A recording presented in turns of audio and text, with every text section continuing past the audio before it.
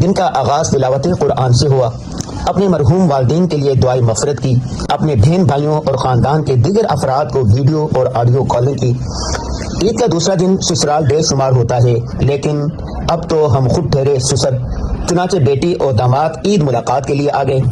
داماد نے ورزش کی تاکہ ناشتے کی جگہ بنا سکے، اپنے پرانے دوست مولانا صادق رشید اور داماد زرار احمد کے ساتھ ناشتہ کیا۔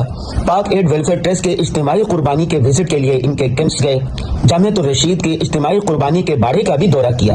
گھر واپس پہنچے تو دوست احباب کی طرف سے کئی عید گفٹ آئے ہوئے تھے، بھیجنے والوں کا بہت شکریہ۔ چھوٹے بھائی سے عید ملاقات کے لیے روانہ ہوئے۔ ماشاءاللہ انہوں نے اپنے ڈرائنگ روم کو خوب سجایا ہوا تھا، مختصر سا ریفریشمنٹ کیا اور گھر آ گئے۔ مشینوں کے ذریعے ایکسرسائز کی۔ آج کی ذرنی بات یہ ہے کہ اگر آپ کے والدین زندہ ہیں تو ان کی بھرپور خدمت کریں، اگر وفات پا چکے ہیں تو ان کے لیے روزانہ ایصال ثواب کیا کریں، دعائیں مغفرت کیا کریں۔ اللہ حافظ۔